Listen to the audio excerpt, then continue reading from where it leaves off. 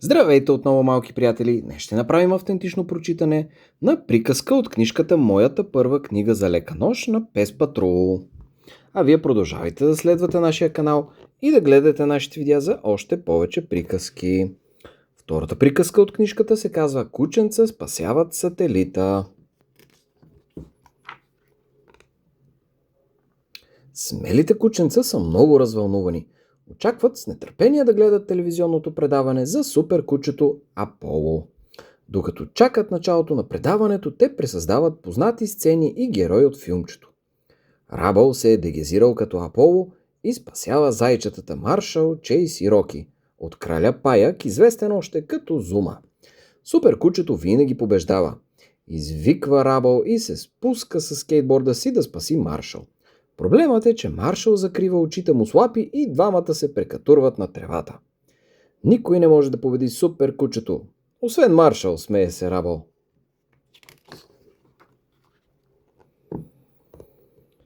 Райдър приготвя закускица, която патрулите могат да похапнат докато гледат телевизия. Може ли да пробвам тези лакомства? Само да съм сигурен, че стават, опитва се да хитрува Рабъл. Разбира се, усмихва се Райдър, когато неочаквано се чува звън от Пес Пада. На линия първо са Джейк и Еверест, които съобщават за проблем с телевизионния сигнал. След това и кметицата Гудуей разтревожено обяснява, че има затруднения с телевизора си. Накрая и телевизионният сигнал в базата на Пес Патрула изчезва. Изглежда, телевизионните предаватели в Adventure Bay са извън строя. Сигурно има проблем с сателита, предполага Райдър и поглежда през телескопа в базата. О, не, сателита е излязъл от орбита, трябва да го спасим, добавя той. Райдър вика малките патрули и робокучето за специалната мисия. Време е да тръгваме. Пес Патрул към въздушния патрулер. Всички се отправят към борда на патрулера. Няма време за губене. Райдър запознава кученцата с подробностите на предстоящата мисия. Трябва да предотвратим разбиването на сателита в Земята. Имаме нужда от нещо, с което да го върнем обратно в орбита, обяснява той. Като трамплина в градината ли, пита Маршал. Точно, но трябва да е много по-голям, отвръща Райдър. Роки, имаме нужда от инструментите ти, за да построим гигантски трамплин, казва Райдър. Дадено, мога да използвам парашута на въздушния патрулер и бънджи въжета, предлага Роки. Давам зелена светлина на операцията, обявява Райдър.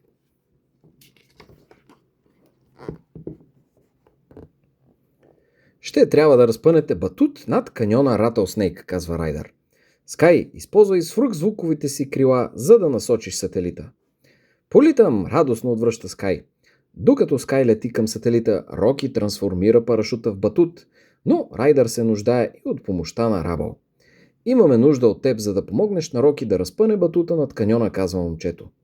Можеш да разчиташ на мен, с готовност отвръща кученцето и се впуска в действие. Рабъл и Роки кръжат край въздушния патрулер. Хванете го на 3, извиква Райдър. 1, 2, 3. Райдър изтласква трамплина от патрулера, а кученцата успяват да го уловят във въздуха. Райдър, виждам сателита през специалните ми увеличителни очила. Антената му е огъната, докладва Скай. Ще трябва да я поправиш, докато Рабъл и Роки инсталират батута на място, казва Райдър. Всички се справяте отлично. Продължавайте в същия дух, окуражава кученцата той.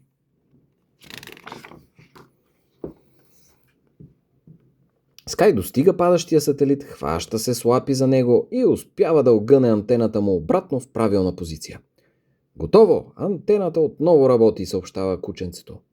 Междувременно Рабъл и Роки завързват трамплина здраво над каньона и Рабъл го изпробва. Еха, провиква се той, докато отскача от него и прави двойно превъртане във въздуха.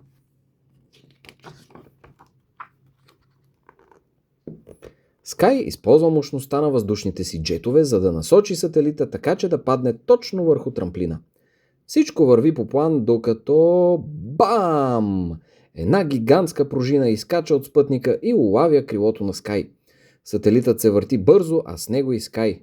Олеле, толкова съм замаяна, че не виждам нищо, проплаква тя. Сателитът е съвсем извън строя и се насочва право към океана в Adventure Bay. Дръж се, Скай, обажда се Райдър. Зума, трябва да предупредиш обитателите на океана, че сателита лети право към тях. Зума е готов да се намокри и се гмурва в залива, за да предупреди водните си приятели. Докато Зума е на подводна мисия, Скай успява да се освободи от пружината. Вече съм добре, ще мога да се справя с насочването на сателита към каньона, казва тя точно на време. Ето го, идва, не мога да гледам, казва Рабъл. Сателита се насочва надолу към гигантския батут и отскача. Нагоре, нагоре, нагоре и се връща отново в орбита. Всички телевизори в Adventure Bay работят отново. Остават само няколко минутки до началото на сериала за супер кучето Аполо. Всички кученца са във възторг от успешната си мисия. Тогава коремчето на Рабъл се обажда. Изглежда е време да се прибира и да похапне. Но Рабъл обича Аполо също толкова, колкото и закуските и остава, за да изгледа филмчето с приятелите си. Всички се забавляват много, защото Аполо винаги побеждава, както и Пес Патрул. А дали не е останало нещо от вкусните лакомства, които хапвахме по-рано? Спасителните мисии ме кара да огладнявам, шеговито казва Рабъл. И с това приключва втората приказка. И ще продължим с прочитането на третата, която се казва Кученца спасяват гигантското растение. Кученцата от Пес Патрул се отправят на пътешествие в джунглата. Планират да навестят приятеля си Карлос, а кметицата Гудуей и нейната кокошчица Чикалета ги придружават. Двете никога не са били в джунглата преди и са много развълнувани. Кметицата Гудуей носи специално растение, което смята да подари на Карлос. Нарича го Бъди. Тя го е отгледала сама от съвсем мъничко семенце. Растението ви също се вълнува, госпожо Гудуей, шегува се Чейз. Карлос се радва да види гостите си и ги посреща топло. От името на Adventure Bay ти подарявам това растение, казва кметицата Гудуей и връчва подаръка на Карлос, а той е повече от радостен да го получи. Карлос обяснява, че растенията се чувстват много добре в джунглата, защото почвата е плодородна и има много слънце и дъжд. Рабъл се заема да изкопае дупка, в която Карлос да засади новото си растение. А то се чувства чудесно в джунглата, всъщност дори изглежда пораснало вече. В този миг Тракър чува шумолене в хръсталака. Предполагам, че са бебета змии, казва той, слушвайки се по-внимателно. Кметицата Гудуей подскача оплашено. Тя би предпочела да остане с растението, вместо да търси змии. Маршал също не изглежда особено щастлив от присъствието на змиите. Аз ще остана тук да пазя госпожа Гудуей и растението, добавя смутено той. Райдър и другите патрули отиват да проверят какво става в шубрака. В момента, в който всички се отдалечават, Бъди изненадващо пораства на височина. Метицата и Чикалета се издигат високо над земята на едно от листата. Бъди, свали ни обратно долу, извиква оплашено кметицата Гудуей, но напразно. Растението не помръдва. Идвам на помощ, изджавква Маршал и се втурва към растението. Той се опитва да се покатери по дебелото стъбло на Бъди. Но стъблото е трудно за катерене и Маршал се пързува надолу всеки път, щом опитва да се изкачи нагоре. Май не мога да дойда, разочаровано е кученцето. Недалеч Райдър, Карлос и кученцата с интерес наблюдават как се излюпват бебета змии. Тогава Райдър получава обаждане от кметицата Гудуей. Какво не е наред, госпожо Гудуей, пита той.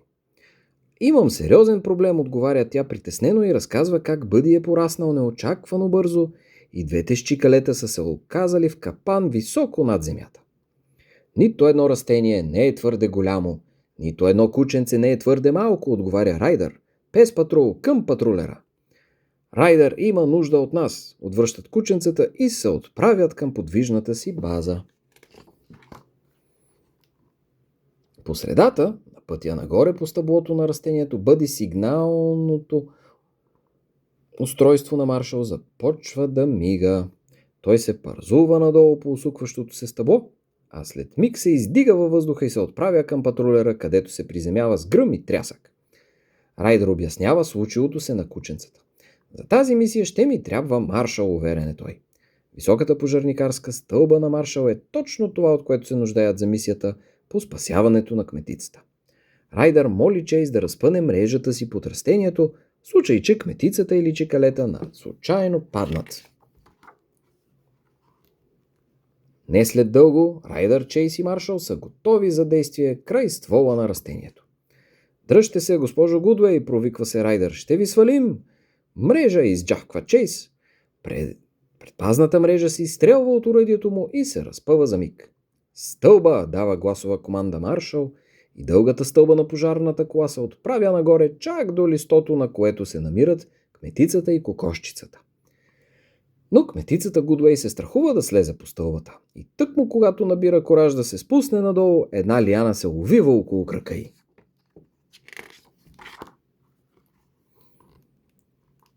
Тракър се изкачва по растението с помощта на въжетата си и с клещи срязва лианите. Кметицата Гудуей е освободена, но щом се приготвя да слезе надолу, растението се накланя към нея, разтваря зелената си пъпка, наподобяваща гигантска паст, и горката чикалета изчезва в нея. Бъди, как можа, след всички грижи, които положих за теб, възмущава се кметицата Гудуей. В този момент обаче тя се олюлява и полита към земята. За щастие се приземява право в центъра на опънатата мрежа на Чейз. Карлос обича да изучава видовете растения в една ботаническа книга и разпознава Бъди. Това е хищно растение, което се храни с насекоми. Често се среща от другата страна на блатото, обяснява той. На Райдър му хрумва идея и извиква Зума. Райдър моли Зума да отиде с ховеркрафта си в блатото и да налови насекоми за Бъди. По този начин той се надява растението да отвори устата си и да освободи чикалета. А за привличане на насекомите Райдър дава на Зума кучешко лакомство. Планът е успешен. Щом Бъди отваря уста, за да похапне уловените насекоми, чикалета мигом излита и успява да се спаси. О, милата ми храбра кокошчица, възкликва радостно кметицата Гудуей. Но нещо трябва да се направи и за Бъди. Изглежда почвата е твърде плодородна за него от тази страна на блатото и затова така бързо избуява. Време е да те преместим, казва Рабъл и изкопава корените на растението. Патрулите качват Бъди на патрулера и го транспортират от другата страна на блатото, където Бъди ще се чувства добре. Благодаря, че ме спасихте, патрули, радостна е кметицата Гудуей, и че помогнахте да преместим Бъди. А Бъди със сигурност се чувства на място сред другите хищни растения. Ако в беда изпаднеш ти, пес патрула призови, извиква въодушевено Райдър. И с това приключва нашето прочитане на книжката Пес Патрул, моята първа книга за лека нощ.